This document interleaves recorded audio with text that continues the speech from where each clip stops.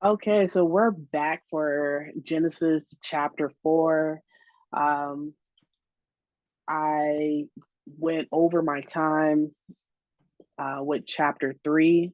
So now I want to do chapter 4 and um, get through that. It might not be as long because the story for itself is already basically explaining itself, but I just want to highlight a couple things about it and get some clarity, and hopefully, like I would um, be able to pull some things out. So I'm just going to read this real quick. So Genesis chapter 4, it says, "Now Adam had sexual relations with his wife Eve, and she became pregnant. When she gave birth to Cain, she said, 'With the Lord's help, I have produced a man.' Later, she gave birth to his brother and named him Abel. When they grew up, Abel became a shepherd, while Cain cultivated the ground. When they grew up, Abel became a shepherd, while Cain cultivated the ground. When it was time for the harvest, Cain presented some of his crops as a gift to the Lord. Abel also brought a gift, the best portion of the firstborn lambs from his flock. The Lord accepted Abel and his gift, but he did not accept Cain and his gift. This made Cain very angry, and he looked dejected. "Why are you so angry?" the Lord asked Cain. "Why do you look so dejected? You'll be accepted if you do what is right. But if you refuse to do what is right, then watch out. Sin is crouching at the door, eager to control you, but you must subdue it and be its master."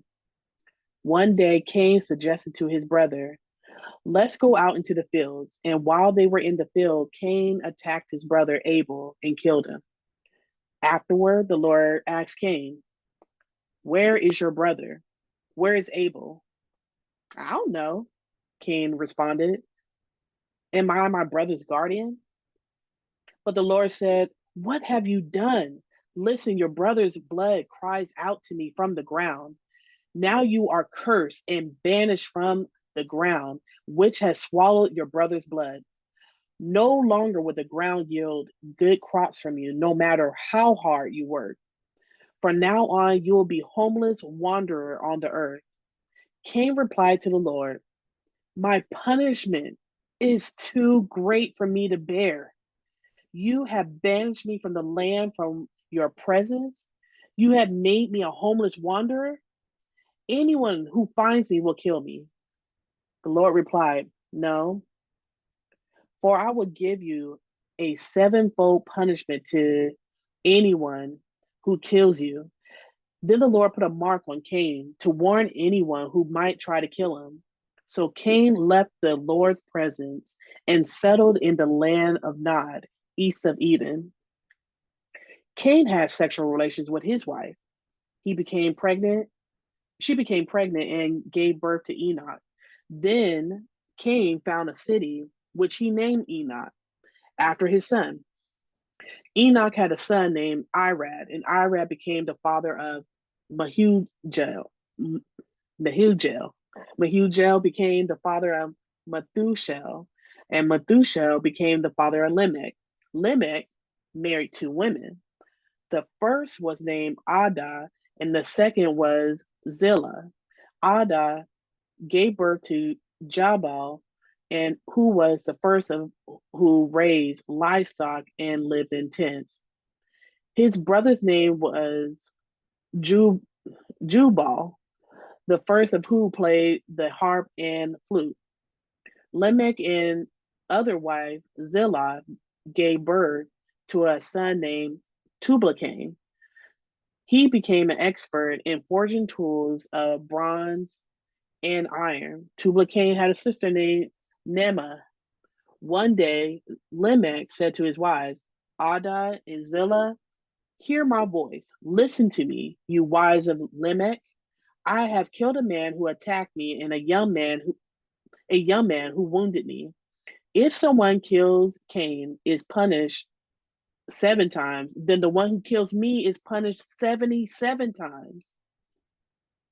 Adam had sexual relations with his wife again, and she gave birth to another son. She named him Seth, for she said, God has granted me another son in the place of Abel, whom Cain killed. When Seth grew up, he had a son and named him Enosh. At that time, people begin to worship the Lord by name. Whew. All right. So we're gonna do like a slow walk, but not too slow, because for the most part, we already understand what's going on in this story. Adam and Eve were now banished out of Eden.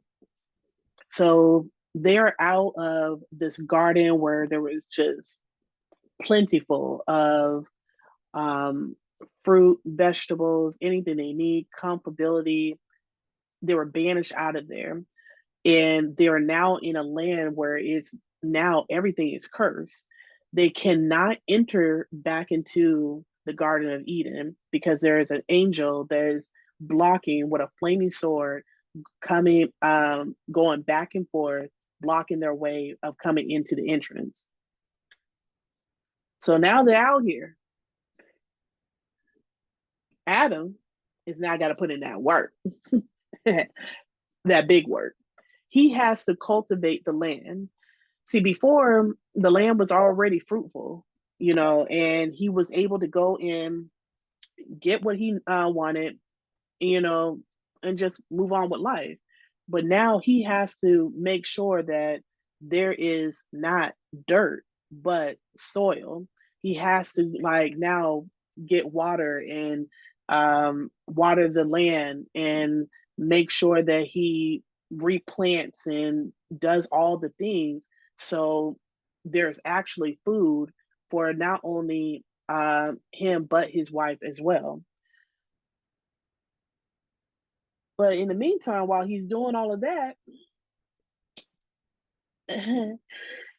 yeah, so Adam and Eve was doing the do. Um, yeah, they was out here. Um, Prayerfully, they had some way of cleansing themselves because, yeah, I'm not going to touch that. I'm just going to move forward. But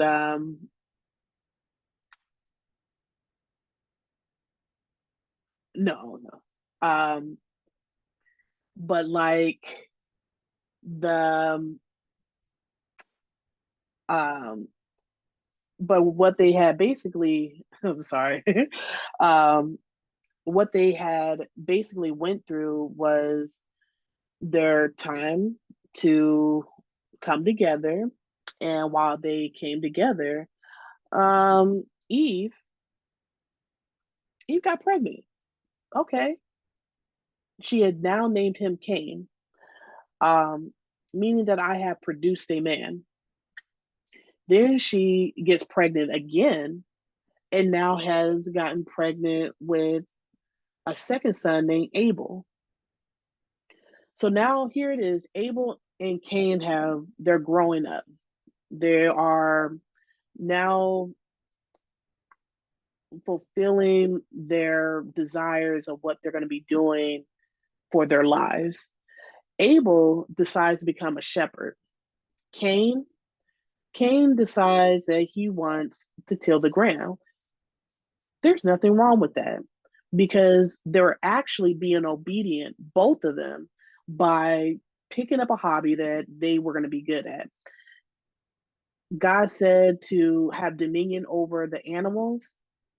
That's what Abel did. Cain was from Adam is that, hey, you need to cultivate the land. That's what Cain did. So they both are basically doing what God has already commanded and put out there from the beginning of time. So there was nothing wrong with that. But this has now went into a time of harvest. Harvest is going to be a time where um, they can glean from like their crops, or they're also because Abel has now a flock that he has firstborn, like he's watching these animals like produce. So now they're going to give an offering to God, showing that, hey, um, look what we have produced. We want to give an offering of thanks to him. But I want to take a look at this. It says, when it was time for the harvest, Cain presented some of his crops as a gift to the Lord, and Abel also brought a gift, the best portions of the firstborn lamb from his flock. So Cain went ahead and brought out some of his produce. Now, why did he bring out produce and not lambs? Did God say, like, um, hey, when you give me an offering, it has to be a lamb?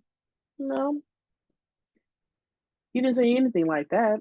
It's not like that was a bad thing, but it was the heart position that he gave, that God had rejected Cain's and accepted Abel's. And it tells you basically right here in verse 3 and 4, it shows that Cain had went out and collected some produce. Abel brought out a lamb, but the lamb that he bought was not only the firstborn, but it was the fattest one. Cain, it says here that he brought out some. So let's picture this. It's time to um, go out and say, okay, we're gonna go get some apples and get some collard greens, get some yams, some potatoes, sweet potatoes. I'm gonna give him a little bit of something. But when he went out, he went and picked out, let me see, the Lord might want probably two potatoes. Put an apple in here. I'm gonna go ahead and get this. But when he picked the things out, he was like, uh, maybe I'm not gonna give him the big piece. I'm gonna give him this piece. All right. I mean, it's still an apple, but I'm gonna use this a really good one over here. So he collected a couple. He just threw some in there. They might have been rotten. They might have been just, medium sized or whatever the case was. But he just collected something. Abel, on the other hand, it says right here in verse 4, the best portions of the firstborn lambs from his flock. Wow. Y'all don't know how big that is to me. For somebody that loves lamb chops. First off, there's two restaurants that's not too far from here. Um, when I first got here, I wanted to get out here and go to a couple different spots. And one thing I noticed here is that they are good with some lamb chops and they're good with Brussels sprouts. You come out here, let me tell you, I'm gonna show you where to go. But I went to this place and that's all I kept hearing was this one restaurant. I can tell you the name, but I heard this one restaurant and I was just like, okay, everybody goes here. People taking pictures is a big thing. Everybody be like, oh, the food, da da da. And so I was like, okay, bet. So I go there and had some um had ordered me some lamb chops. And baby, when I tell you, them lamb chops was just as little, it was kind of disappointing.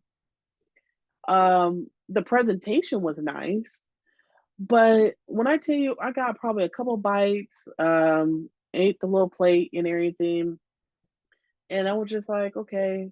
But I had to kind of order a couple more things just to feel decent full. But I was just like, all right, yeah, I got some type of meat. You know what I mean? But that was about it. But my friend, it was for my birthday. She was like, hey, let's go out to this one spot. The food is great. She showed me the menu. I was like, ooh, they got lamb chops. All right, I'm gonna try here. Now, at the one spot, they're expensive. They're already crazy expensive because they're lamb chops. I went over here, they were expensive there too. I think it was like another extra $10 more. But when they brought up that plate, when I tell you Fred Flintstone and the whole bedrock went and slaughtered them lamb chops. Them lamb chops were so doggone big and juicy. Like it didn't even compare to these other lamb chops. Those other lamb chops, I would have gave them to a child. But for the price, of course, I'm not gonna give it to a child. But right here, oh man, those were some big juicy lamb chops. And to me, if somebody was going to say, Joy, I'm going to give you a gift, I could either serve you up this small little bit of lamb chops or this big plate, and they saved the best pieces for me, this big plate, when they could have had it themselves. Yo, you love me. When it comes to like tending these sheep, these flocks, you got to take a lot of care and spend time with them. Already sacrificing one is a lot, but when you're sacrificing it, you're not just killing just to kill. You're taking away the you're stripping off the fleece of it, and the meat that you could be having from that. You're talking about you're not going to eat it for yourself. You're going to sacrifice it up to God. And that's what he did. He took the very best, not the scrawny, dirty looking one. He took the very best out of all that he had, out of the firstborn, and said, you know what? I'm going to set this one aside for you. Have you ever had somebody come over and you're like, I'm going to give them the bigger piece? You love somebody so much and you gave them the bigger piece, not that one that was just hanging off or whatnot, because you want them to enjoy what you have produced, that good cooking. This is why he was accepted. Abel was accepted because he went ahead and gave up the biggest piece or the biggest lamb up to God. He didn't save it for himself. There at this point is a family of four that could have just been like, you know what? Yeah, we about to go ahead and dig in for this one. But he had the right mind to go ahead and say, you know what? I'm going to set this aside for God. I From the stories that my mom and my dad had told me, this is going to be set aside from God. You might be like, well, how did they believe in the story? First off, they are not like banished like in Alaska or somewhere, and Eden is all the way in Africa. They were just outside of the garden. They could look up and see where the pathway going into the gardens at. They can still see that flaming sword. They could tell the story that we used to live in there, but because of our disobedience, we are now on the outside. Their kids can actually see this and recognize that, hey, God is real. We see this, but we're now on the outside. So from there, there's a belief system that's instilled into Abel to where he's like, you know what? I want to please and offer the best to him because he is God, because he allowed us to have life. Cain was like, he ain't gonna eat this. I am. Look at these kiwis. Everybody know I love me some kiwis. Look at these mangoes. Man, I'm gonna just set this on fire just for God. He ain't gonna eat it. It's just gonna get burnt up. You know what? So let me just give him something. I'm just gonna put a couple in the basket and in here. His heart position, offering this up to God, was in the wrong position. So he was ticked off because, which I do understand, because you still gave up something to him. It might not have been the best. It might not. They might all been good fresh fruit, but it might not have been the first and the best portions given up to God. But what he did was he went out. He took his time to pick it, to arrange it, and to present it to God. He still had put in some work to go ahead and do that, and it's not accepted. So have you ever did anything that you didn't fully obey God? You didn't fully give God your best. You never like been fully submitted. I know I have. I'm gonna keep it a buck. I have half-heartedly did something and I still wanted the reward. I have done that so many times in my life where it's like, all right, it's a test. I'm not gonna really study. I'm just gonna go ahead and skim through it. I'm gonna pass anyways. And then when it comes down to graduation, yeah, I'm gonna graduate. But I see this one that's got the honors. Little nerd. And we're mad at the person for taking the time to actually put in the work, the true work, where I could have done the same, but I didn't produce that.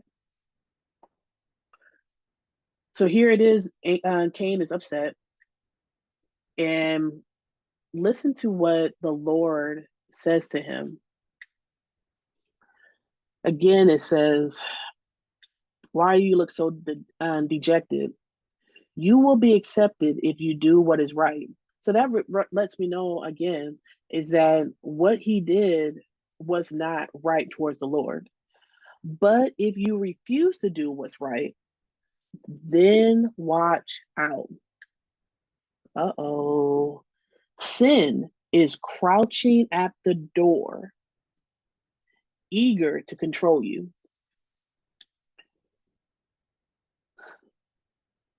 That that reminds me of something.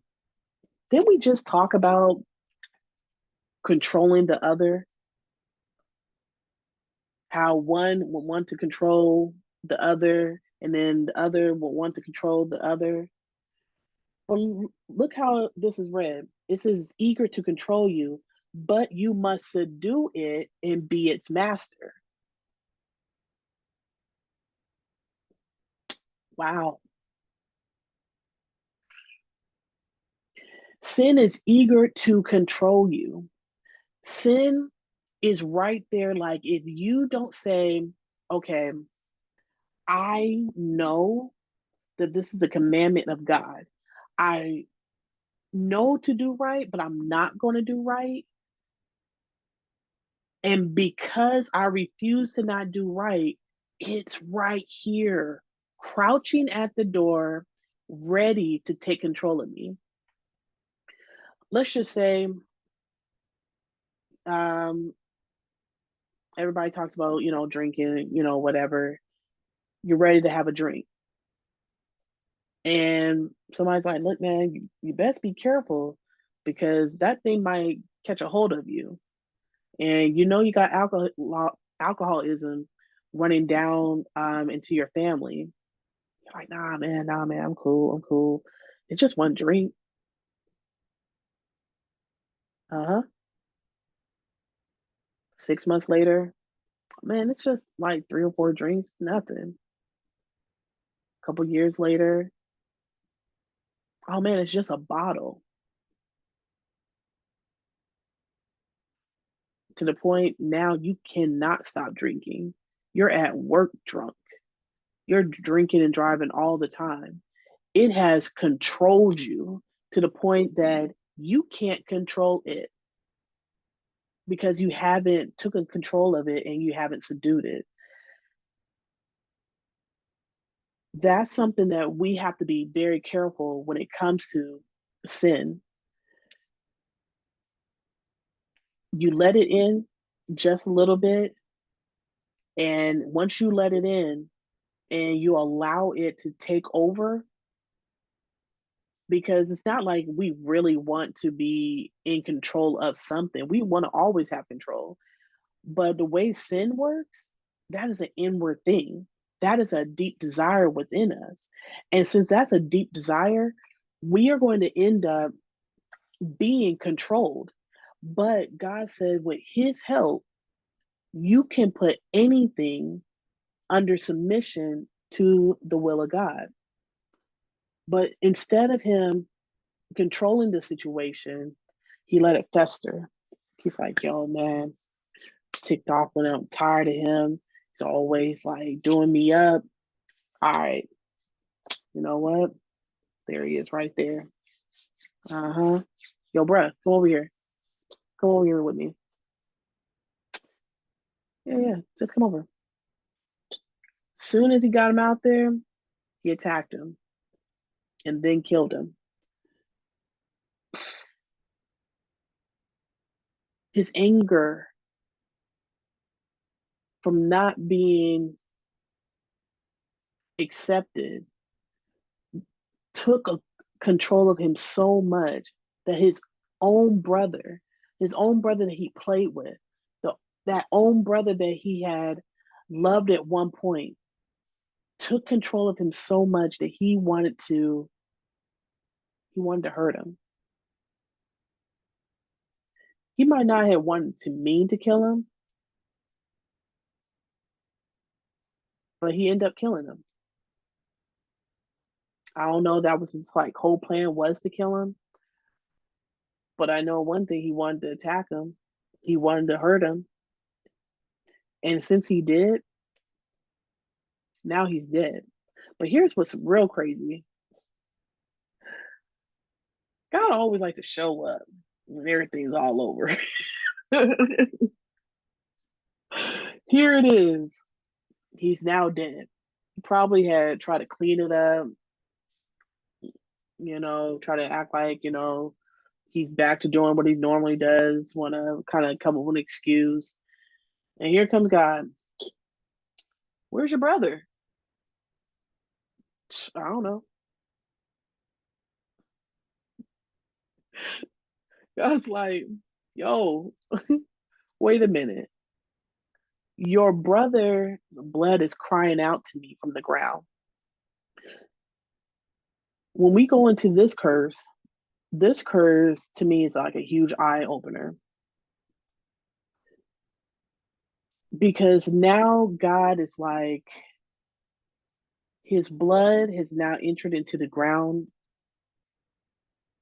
And because Cain is a tiller of the ground, he said, no good crops. It doesn't matter how hard you work.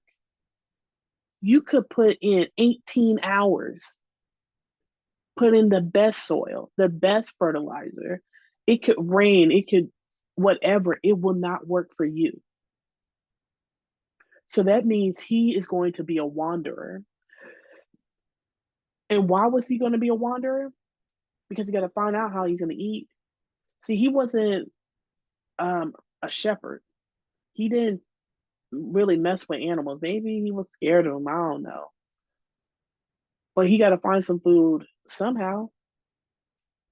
So he might go in one spot, find a couple apples, then go into another spot, find some peas, some cucumbers, Then it might not work out for him because hey, the ground is cursed wherever he going. So he has to keep wandering over and over just so he can get some food going. Cain said, "This is more than I can bear. You're not only pushing me out of your presence, but now you made me a wanderer."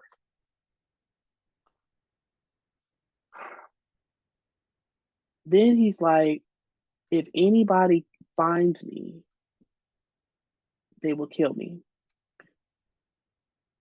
Now, this is about to be interesting because at this point, God has only shown or put into the word of God that there's only been Adam and Eve, Cain and Abel. That's it. There's nobody else. He killed one, so down to three. That's how, the story is basically coming all the way up to here. But I believe there was more people, and I believe there was a lot more people. I believe that there's no timeline of like um how old Adam and Eve were when um Cain and Abel were born. They just give a timeline of when their other brother Seth was born. And how old was Seth? This is like the next brother, and we'll get more into that in chapter 5. Adam was 130 years old when Seth was born. Hmm. Not only that, if we read chapter 5, verse 3 and 5, we can kind of get a little glimpse of there were other people in here. It says Adam was 130 years old and he became the father of a son who was just like him in his very image. So that means he probably looked like him. He named his son Seth. After the birth of Seth, Adam lived another 800 years. And he had other sons and daughters. Wow. I'm not gonna go through chapter 5 until next week because this chapter right here, mind boggler. But it's letting us know that there were other children besides Cain, Abel, and Seth, to the point where he was afraid that other people were going to find him and kill him. Yes, other brothers and sisters that might be like, hey, bro, you killed Abel. That's our brother. I'm not going to touch about the whole how old they are until, chapter 5. I'm going to leave that later. But now there are other people. They were easily making children, since it says that Adam lived till 930 years old.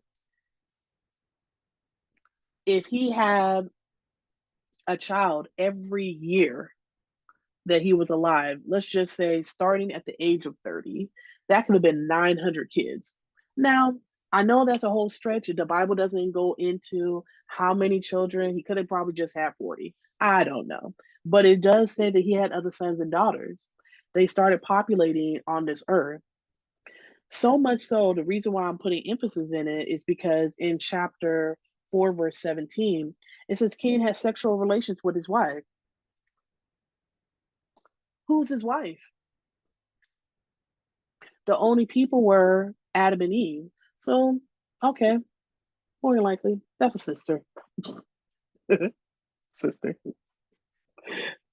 So corny. But she became pregnant and gave birth to Enoch. And then Cain found a city which he named Enoch.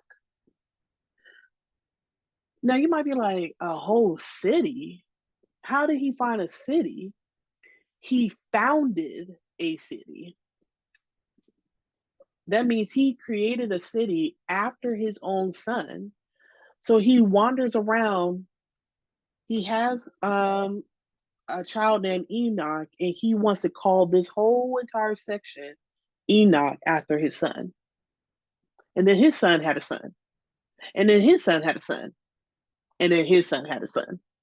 Now we got Lamech. He got a little greedy, and this is the first poly relationship where he goes ahead and marries two wives. Now, let me tell y'all straight up, for anybody that's about that poly life, don't do it. Nowhere ever in the Bible does it show people having a poly life and things went well for them. Nowhere ever. I don't care if you're talking about Abraham, doesn't go good. David doesn't go good. Solomon doesn't go good. Gideon. We can go through and break down so many of those relationships. It doesn't go good. You might be like, what do you mean? David was after God's own heart. But yes, if you go and read, you'll see how one of David's sons rapes a sister. Then the brother turns around and kills off the brother. You have Gideon. He has 71 sons with these many wives. The last son went and murdered the other 69 brothers.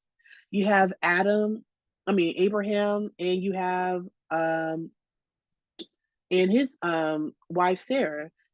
They have Haggai as his concubine. We still got issues with Israel and Islam to this day. To this day, there's all these fights. Nowhere is it shown that having multiple wives is a good thing. There was even um, Samuel's mom. Samuel's mom had a husband, and he had two wives. She made fun of her. There are so many different ones. You might be like, well, how are these God's people if they're going and having so many wives? They're not in order. And God will show you the chaos from either their wives having issues or their children having issues. Yeah, they up here populating and doing the things because they're fulfilling their sexual desires. But that's not what God intended. He never intended for us to go ahead and take on so many different people just so you can just say, you know what, I don't want to be with this one. I'll go with this one. Oh, this one's on her cycle. Let me go over here. Oh, you know what, I'm going to have me a couple husbands. And no, no, no, no. To have peace in your life, God intended for one man, one woman, and to be fruitful. That is all. The most peaceful relationship, no matter what, where, and I'm not saying that you don't ever have any fights, but to prevent yourself from like some crazy situations that you could possibly put yourself in, one wife, one husband. And if they're both submitted under God, not pretending, not pretending, both are submitted under God, both are going after God's own heart, things will be a lot more peaceful. I'm just going to leave it at that part. So Cain, again, like I said, had sexual relations with his wife. They had all these, had this child, which they had children, which they had children. And so now Lamech has married two people, and he ended up having a couple kids under those two women. But during that time, it says that, hey, wives, I've killed a young guy. And like he hurt me, he wounded me, but I killed him. And so if anybody decides to kill me, they're going to get punished by Cain's curse 70 times fold. Where did you come up with that, sir? God put that curse out there. But now you're putting that curse out there. You don't have a mark.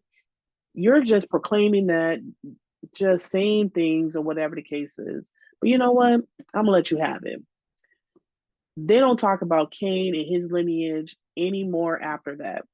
We will tap more back into it because it ties so uniquely with chapter 5. But I'm going to put a pin drop in that and just finish up chapter 4. Um, Here in verse 25, it now is talking about Seth and how Seth is now born. Now, I'm not sure if Seth was born right after Cain and Abel was fully grown, if it was more time. I don't know if he had other brothers. I don't know what was going on in between that. But the reason why Seth is named is because he is going to show the genealogy from Adam all the way down to Moses. When we don't hear certain people, it's not like Cain's genealogy just cuts off. They didn't have any more kids and everybody was just ruined. No, the God is trying to highlight certain things. And he wanted to highlight Seth and then highlight from Seth, from his kids, and so forth. So at the end of this chapter, it talks about how Seth is now being replaced from Cain being killed. And then Seth ended up having a son. But the last sentence of this is so beautiful to me. It says, at that time, people first began to worship. Now, they've been worshiping him, but they've been worshiping him, the Lord, by name.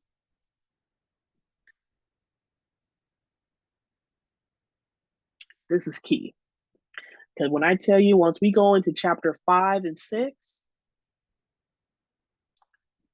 you'll see what I'm talking about. But with all that being said, that was chapter 4.